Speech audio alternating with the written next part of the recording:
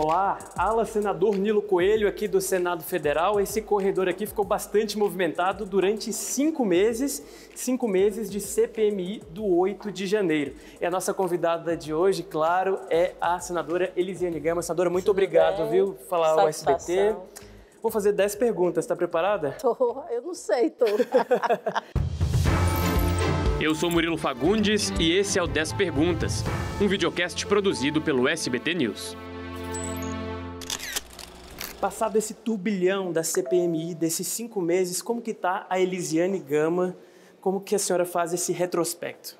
Na verdade, foram 5 meses bem intensos, né? Desde o primeiro momento, a gente dedicada, estudando, lendo, né, os inquéritos, os relatórios, e ao mesmo tempo também tendo que lidar com uma pressão externa muito grande das redes sociais, ataques em vários sentidos, mas também muita mensagem de carinho, né? Então, a emoção teve bastante nos 5 meses, né? Então, você está numa atividade intensa e depois você meio que dá uma parada. No dia da entrega do relatório, foi um dia muito forte, né? Eu acho que eu tenho 17 anos aproximadamente de vida pública e nesse período eu nunca vivi um dia tão intenso como eu vivi no dia da entrega do relatório, porque para além da entrega do relatório para o Brasil, teve uma movimentação intensa nas redes sociais de ataques, né, de muita agressão inclusive, mas também, é claro, de muito carinho de muita gente do Brasil. E aí depois eu passei uma semana, na verdade, ainda com apoio policial, eu fui escoltada por conta de um temor que você, na verdade, tem, mas depois dá uma apaziguada, né? Então eu passei mais ou menos depois de 2 semanas numa certa tranquilidade e voltei de forma mais intensa, mais uma vez, para as atividades do dia a dia aqui do Congresso Nacional. A senhora falou sobre esse apoio policial, a senhora pediu um reforço de segurança assim que a CPMI acabou. Queria que a senhora nos relatasse qual foi o momento assim, mais tenso e por que a senhora fez esse pedido? Eu na verdade já tive alguns apoios policiais ao longo da minha vida, né? Eu já, enfim, trabalhei em outras comissões, sobretudo no meu estado. E essa agora, no dia que eu abri a CPI, colegas inclusive chegaram, Elisiane, é bom pedir um apoio, enfim. Eu falei, não vou pedir, vou seguir. Só que quando eu entreguei o relatório, eu recebi assim milhares, não foram 100 ou 200 ou 300 ou 1.000. Foram milhares de mensagens, uma boa parte delas com cunho de agressão física, agressão verbal. Tipo, olha, eu sonhei te matando, eu sonhei te estrangulando. Se você vier aqui num restaurante, eu te encontrar no restaurante, eu vou te dar uma punhalada, te dar uma garfada, esse tipo de coisa. Então eu fiquei com medo, né? Você não pode subestimar, né? Eu acho que você tem uma rede social que depois isso pode se materializar num aeroporto, ou mesmo num restaurante, ou coisa parecida. Então, por isso eu pedi o apoio policial, a escolta, passei ainda alguns dias, mas não é muito agradável, né? Você ficar sempre com aqueles policiais ao seu lado, assim. Então, eu acho que depois deu uma apaziguada, eu acabei dispensando e também, até em respeito ao Congresso Nacional, é um custo significativo a outros senadores que eventualmente poderiam estar precisando. Então, eu fiquei apenas uma semana, na verdade. Qual foi o ponto alto e o ponto baixo da CPI? Eu acho que o ponto alto da CPI foi a oitiva do Delgatti. Acho que o Delgatti trouxe informações muito pertinentes aos nossos trabalhos, dentre eles o relato dele, da conversa dele com o ex-presidente Bolsonaro, que alguém pode dizer, nossa, esse hacker não merece credibilidade, mas do ponto de vista da informação técnica que ele tem de acesso a computadores, tinha sim credibilidade. E do ponto de vista do relato dele, dos encontros, das conversas que ele teve, a gente conseguiu compatibilizar com outros fatos. Por exemplo, o encontro dele na Alvorada com o ex-presidente Bolsonaro. O próprio filho do Bolsonaro confirmou essa reunião aqui. Depois, o próprio ex-presidente Bolsonaro confirmou. O encontro dele com a deputada Carla Zambelli, nós conseguimos compatibilizar com uma nota, uma ata notarial que ele registrou aqui em Brasília. Então, a gente conseguiu, na verdade, bater esses fatos, né? Então, não há dúvida nenhuma que a oitiva dele foi o ponto alto da CPMI.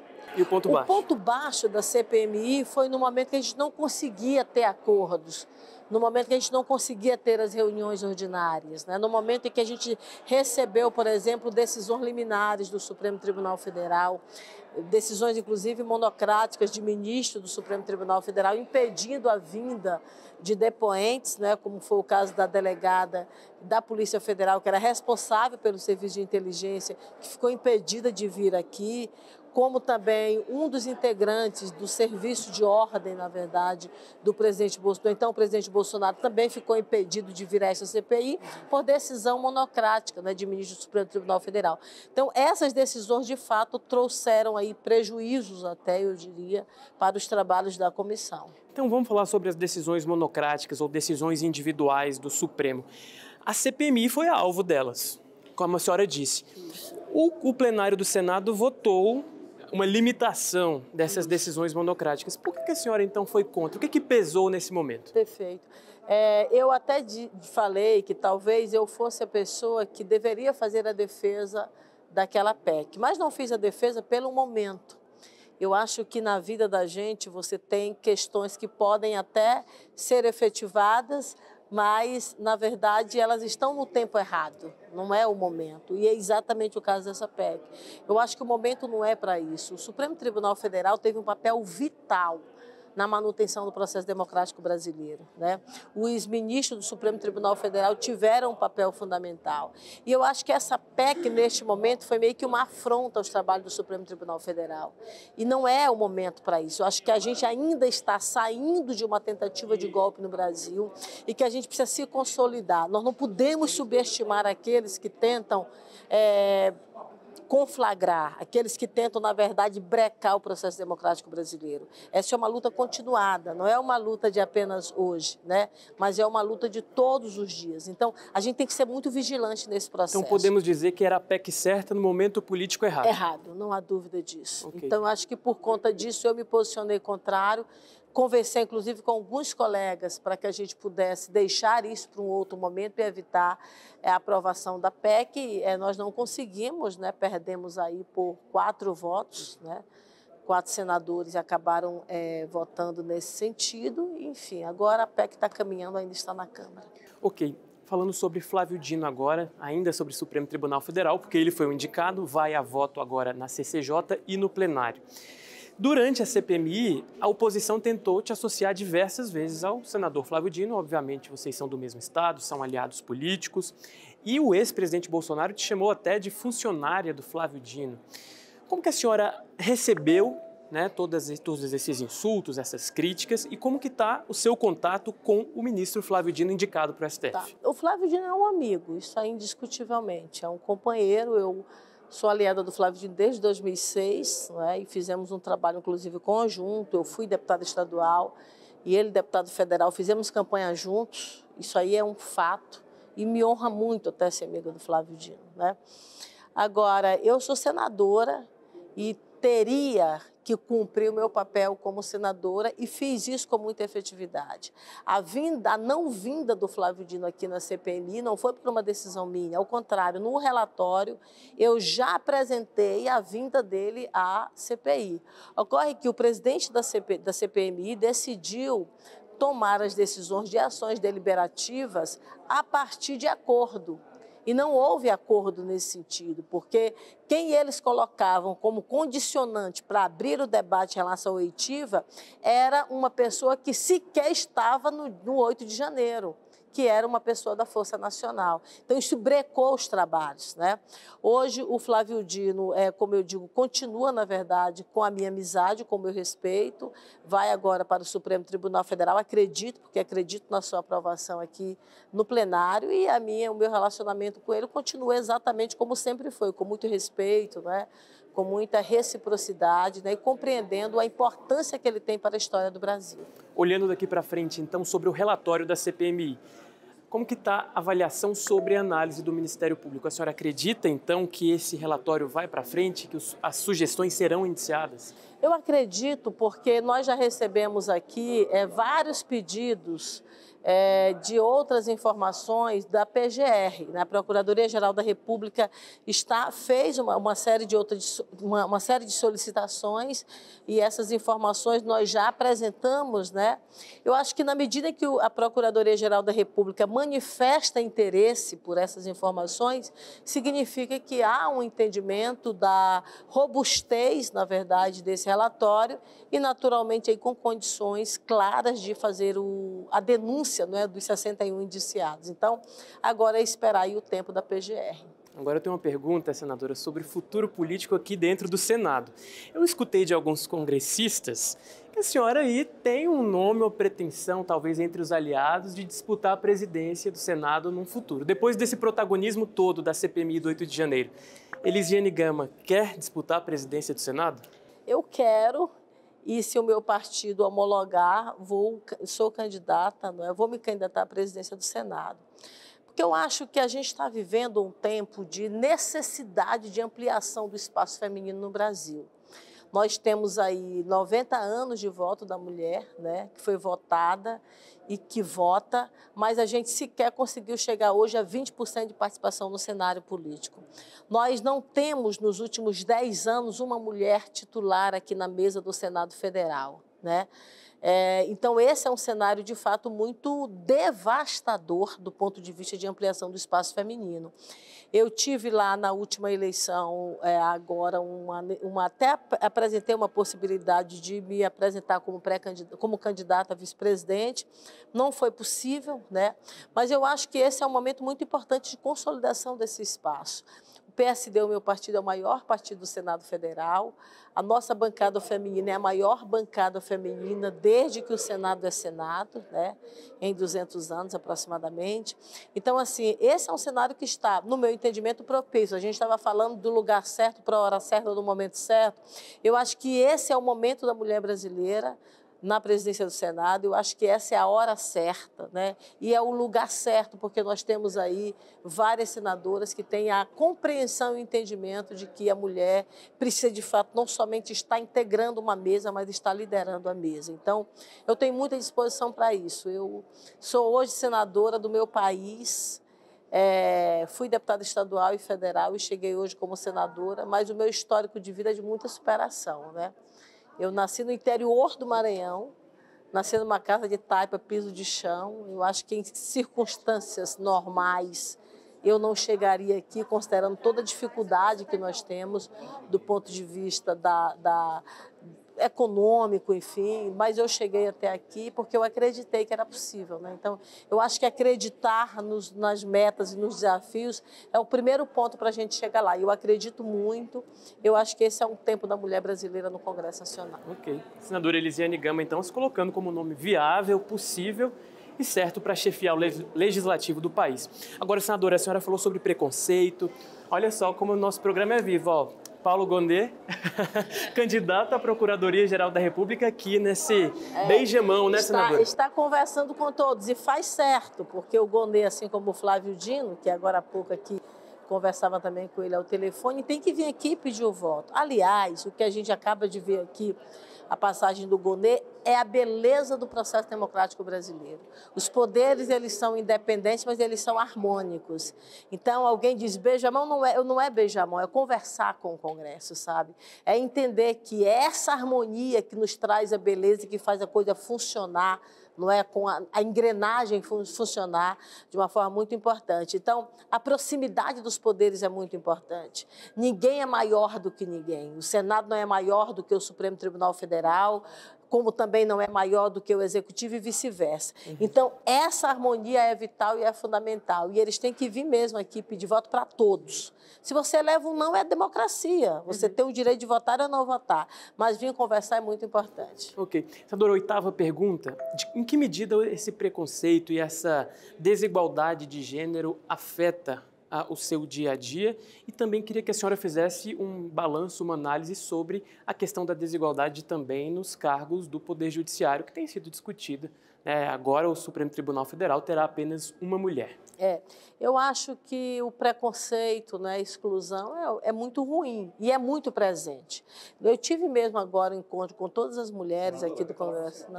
Foi brilhante. Uma mulher brilhante.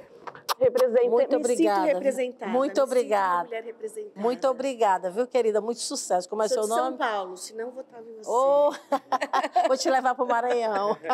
Me leva. Como é seu nome? Ana Cristina, sou procuradora do Estado. Olha, que legal, cara. Tô muito trabalhando bom. pela PEC 10. Nossa, que legal. E já Pela conta advocacia comigo. Né? pública. Nós estamos trabalhando a PEC 10 lá no gabinete também, viu? Conta comigo, que Deus te abençoe. Muito sucesso lá, tá? Foi brilhante. Obrigada. Nossa, quanto preconceito, né? Quanto preconceito. Estamos falando disso, inclusive. A gente anda pelos corredores, só vê homens. Você vê? Só é homens. Mas tem uma sororidade feminina.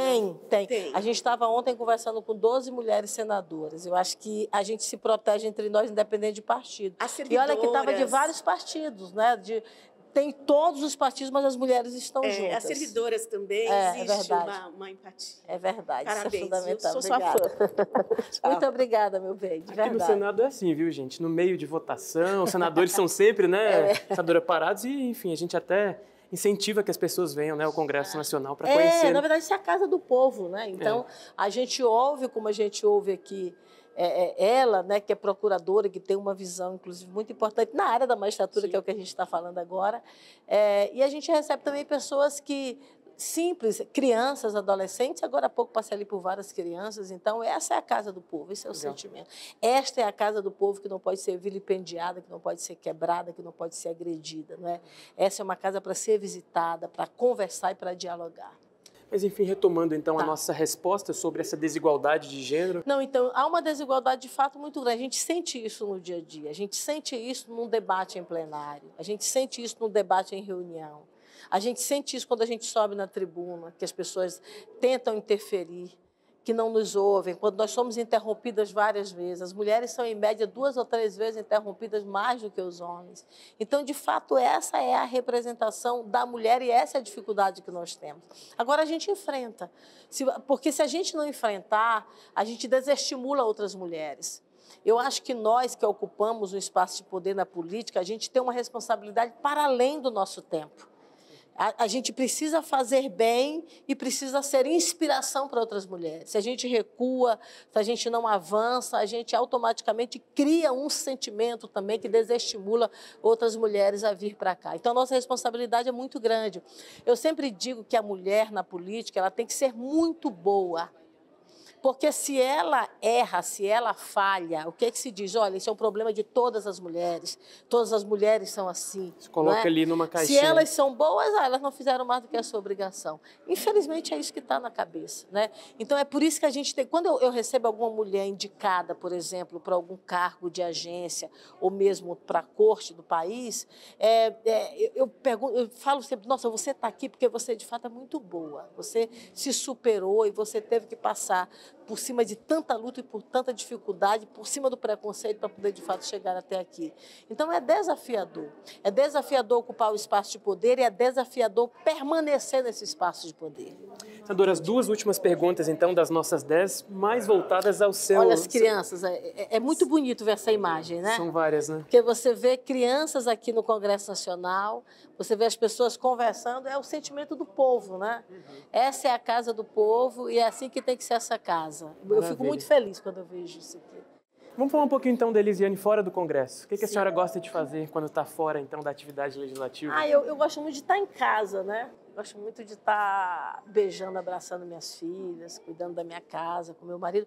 Adoro limpeza, adoro limpar a casa. É mesmo? Sentir o cheirinho da limpeza. Virginiana, não? Não, eu não sou. Na verdade, nem sei muito bem qual é o meu signo, mas eu gosto muito de cuidar de casa, eu gosto muito de cheirinho, eu gosto muito enfim, é o meu ambiente sagrado, sabe? É meio que minha retaguarda, é meio que meu porto seguro, na verdade, minha casa. Legal. E Gosto de ouvir música também. Pois é, a minha 10ª pergunta. O que a senhora gosta de escutar?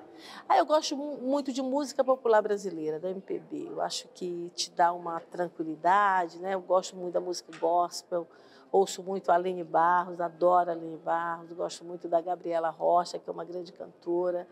na música popular brasileira, Caetano Veloso, eu acho que é uma grande referência para todos, né? Então, gosto dessa música tranquila que te traz paz, que te traz serenidade. Legal. Essas foram as 10 perguntas para a senadora, mas para fechar o programa eu sempre trago as principais buscas na internet sobre a senhora. As pessoas procuram Elisiane Gama partido. PSD, com muita honra, sou do PSD, o partido liderado pelo Kassab, o partido que já foi lá atrás de Juscelino Kubitschek, um partido que nos enche de honra. Elisiane Gama é de direita ou esquerda? Elisiane Gama é do Brasil. Elisiane é progressista, Elisiane Gama é da sociedade brasileira. Eu acho que essa coisa de direita e esquerda divide o Brasil. A gente precisa parar com essa divisão, precisa unir o Brasil. E a gente precisa lutar por aquilo que nos une. O que nos une é a democracia, o que nos une é o povo brasileiro, todas as regiões do Brasil. Acho que é esse sentimento de unidade que a gente tem que ter. Elisiane Gama evangélica. Muita honra, muita felicidade. Sou filha de pastor, nasci na igreja, né? Falo da Alinda Gabriela, que são do gospel, né? Então, a minha fé ela é inegociável, ela é inabalável. Eu não coloco ela em mesa de disputa de política e nem de partido. Isso está acima de tudo para mim, porque Deus é o meu guia, Deus é a minha bússola. Elisiane Gama, formação? Eu sou jornalista com muita honra, assim como colega você, de profissão. Formada pela Universidade Federal do Maranhão, entrei na universidade ainda muito cedo, né? Então, eu sou muito feliz por isso. E a última, Elisiane Gama, tem filhos? Já disse aqui, né? Eu tenho, na verdade, 3 filhos, né? Eu tenho um filho do coração, que é o João, e tenho a minha filha Lídia Caroline, que é cantora, inclusive, a Renata Sibera, que é a minha filha mais velha, uma escadinha, 17, 18 e 19 anos. Então, são 3 adolescentes ali, que eu até comentava isso, quando eu vim para cá, para Brasília, e elas ainda pequenininho, eu saí de casa, eles choravam, mamãe, eu quero ir com você, tá aí escondido e tal. Agora já estão na adolescência, não, mãe, vai, fica à vontade mesmo. Será que não serão políticos também? Eu acho que não, né? Estão estudando medicina, aliás, os 3, né? Então estão seguindo, seguir mais outro caminho, né? Perfeito. Eu até fico feliz, porque a política você tem que seguir com muita paixão, porque é um sacerdócio, né? É desafiadora a política, né? E minhas filhas, então, que são mulheres, o ambiente não é um ambiente simples, mas eu acho que você tem que entrar querendo, você tem que entrar com dedicação, né? Então, a decisão delas não foi essa, então, se não é essa, elas vão seguir a decisão que elas tomaram na vida. Aliás, a mulher tem que estar onde ela quer, né? Então, a gente não tem que impor nada em relação às mulheres. É verdade. Senadora, muito obrigado, viu, por participar do nosso programa. Muito obrigada de coração. Aliás, parabéns a você pelo quadro fantástico. Assisto todos eles.